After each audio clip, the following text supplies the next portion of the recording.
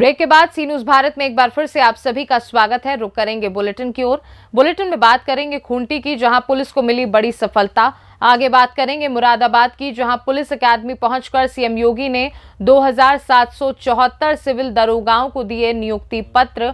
और आखिर में चर्चा करेंगे सहारनपुर की, जहां लगातार बढ़ रहा दबंगों द्वारा अवैध कॉलोनियों का कारोबार। इन तमाम खबरों पर करेंगे विस्तार से चर्चा। मारगाहदा क्षेत्र में 12 मार्च को हुई 3,30,000 रुपए के लूटकांड में शामिल 3 अपराधियों को पुलिस ने गिरफ्तार कर लिया है। गिरफ्तार किए गए अपराधियों में बूंडू थाना क्षेत्र के फुलवार निवासी राजेश मछुआ, बूचाडी निवासी जगदीश मंडा और बरुहातू निवासी पंचू लोहरा शामिल हैं। पुलिस ने उनके पास से लूट में प्रयोग किए गए 2 बाइक, 1 कट्टा, 4 मोबाइल और 80,000 रुपए नकद जब्त किए हैं। एसडीओ वरुण रजक ने शुक्रवार को प्रेस कॉन्फ्रेंस कर बताया कि लूटकांड को 7 अपराधियों ने अंजाम दिया था, जिसमें 3 की गिरफ्तारी हो चुकी है। आगे उन्होंने और क्या कुछ बताया, आइए आपको सुनवाते हैं। अंतर्गत दिनांक 12 तारीख को एक लूट की घटना घटी थी, जिसमें 3,30,000 रुपये लूट हुआ था, जिसमें वादी के लिखित बयान के आधार पर कांड दर्ज किया गया।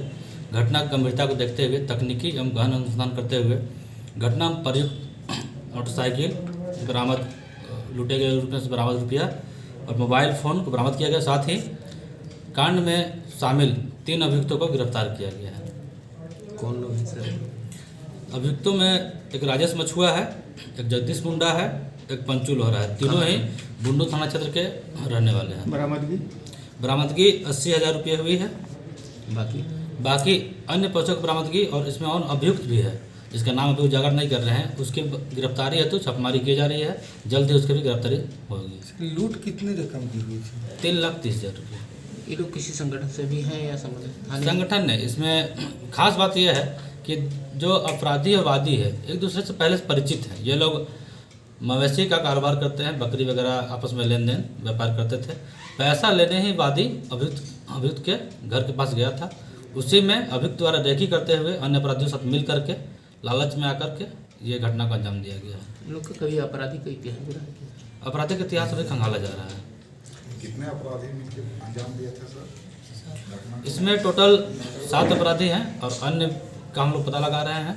इसमें 3 गिरफ्तारी हुए हैं, बाकी गिरफ्तारी के लिए हम लोग छापेमारी कर रहे हैं। पैसा कैसे उसके पास कैसे आया था? क्या पैसा था उसके घर का?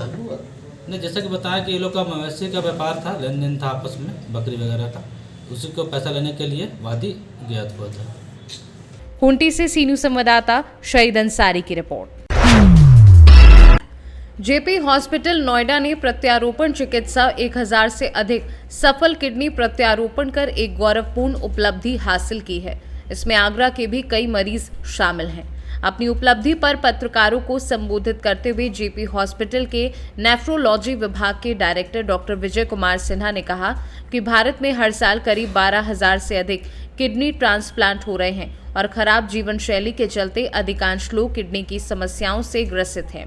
ट्रांसप्लांट एक सफल प्रक्रिया है और ट्रांसप्लांट की मदद से मरीजों को नई जिंदगी प्रदान की जाती है, लेकिन अभी भी ये देखा गया कि लोगों के बीच किडनी दान को लेकर जागरूकता की बहुत कमी है, जिसके चलते बहुत लोग अपनी जान दांव पे लगा देते हैं। जब किडनी की कार्यक्षमता केवल 10% रह जाती है तो उस अवस्था में किडनी को फेलियर कहते हैं और ऐसे में मरीजों के पास सिर्फ डायलिसिस या प्रत्यारोपण का ही रास्ता बच पाता है। मरीजों को अब किडनी प्रत्यारोपण के लिए अधिक परेशान होने की जरूरत नहीं है, क्योंकि जेपी हॉस्पिटल में किडनी प्रत्यारोपण बहुत ही अत्याधुनिक पद्धति से किया जा रहा है। किया था और उसके बाद पहले 100 ट्रांसप्लांट में करीबन हमें 2 साल की समय लगा, पर उसके बाद हर साल लगभग हम 100 ट्रांसप्लांट कर रहे हैं, कभी उससे भी ज़्यादा करते हैं। पिछले कोविड के पहले हमने करीबन 600 ट्रांसप्लांट पूरे किए थे, बट लास्ट 2.5 ईयर्स में हमने 400 और ट्रांसप्लांट करके इस नंबर तक यहाँ पर पहुँचे हैं। और उम्मीद करते हैं कि अगर जैसे लोग हमारे ऑर्गेनाइजेशन को ट्रस्ट कर रहे हैं तो ये 2,000-3,000 नंबर पहुँचने में हमें और ज़्यादा वक्त नहीं लगेगा। हम बहुत अच्छा एक सक्सेसफुल ट्रांसप्लांट प्रोग्राम रन कर रहे हैं और हमारे पास जो पेशेंट्स हैं वो केवल यूपी से नहीं, बिहार से नहीं, देश के अलग अलग कोनों से आ रहे हैं। इनफैक्ट विदेश के भी काफ़ी मरीज़ हैं। करीबन 200-250 ट्रांसप्लांट हमने विदेशी मरीजों का भी किया है, बिकॉज इंडिया का हेल्थ केयर सिस्टम इतना अच्छा है कि लोग इस पर ट्रस्ट कर पाते हैं और एक फाइनेंशियली वायबल मॉडल है जहाँ पर काफ़ी। आगरा से सी न्यूज संवाददाता अनुज उपाध्याय की रिपोर्ट। राजधानी लखनऊ नगर निगम जोन 4 के अंतर्गत आने वाला पूर्व प्राथमिक विद्यालय माधवपुर नियर कानपुर बाईपास विद्यालय में बने हेल्थ एटीएम केंद्र को रहने का होम केंद्र बना दिया है। एक तरफ स्वच्छ भारत स्वच्छ अभियान चलाया जा रहा है तो दूसरी तरफ विद्यालय के चारों तरफ से गंदगी का ढेर लगाया जा रहा है। विद्यालय में पढ़ने वाले बच्चों के साथ खिलवाड़ किया जा रहा है। सुलभ शौचालय की धज्जियां उड़ाई जा रही हैं। पीने के लिए लगाई गई टंकी व टोटी से पानी नहीं आता है। विद्यालय के व्यवस्थापक अपनी आंख मकान बंद करके बैठे हुए हैं। नगर निगम जोन 4 के सफाई कर्मचारी विद्यालय में बीमारी को न्योता दे रहे हैं। अभी मशीन बंद कर दी, नहीं तो आपका हो जाता। अभी जांचें तो हो जाती हैं। अच्छा, जो डॉक्टर की जो सलाह लेता है परामर्श यानी कि उनसे, हाँ। उसका चार्ज अलग है, 200 रुपये है कुछ, है नहीं, ना? वो डॉक्टर जैसे किसी स्पेशलिस्ट को दिखाएंगे तो वो पहले बुक करना रहता है, तब होगा आपका। हाँ, और हाँ। ऐसे जैसे नॉर्मल दिखाए तो उसका चार्ज कुछ नहीं है। अच्छा। लखनऊ से सीनू संवाददाता कौशल कुमार की रिपोर्ट। मुरादाबाद के पुलिस एकेडमी में पहुंचकर सीएम योगी ने 2774 सिविल दरोगाओं को नियुक्ति पत्र देकर और सलामी लेकर जनसभा को संबोधित करेंगे सीएम योगी। डॉक्टर भीमराव अंबेडकर एकेडमी में सीएम योगी ने नए 2774 दरोगाओं से सलामी परेड कराई। इस दौरान सभी दरोगाओं के परिजन उपस्थित रहे और परिवारजनों ने ताली बजाकर योगी आदित्यनाथ का स्वागत किया, साथ ही अपने बच्चों का हौसला बढ़ाया। मुरादाबाद से सीनू संवाददाता दानवीर सिंह की रिपोर्ट।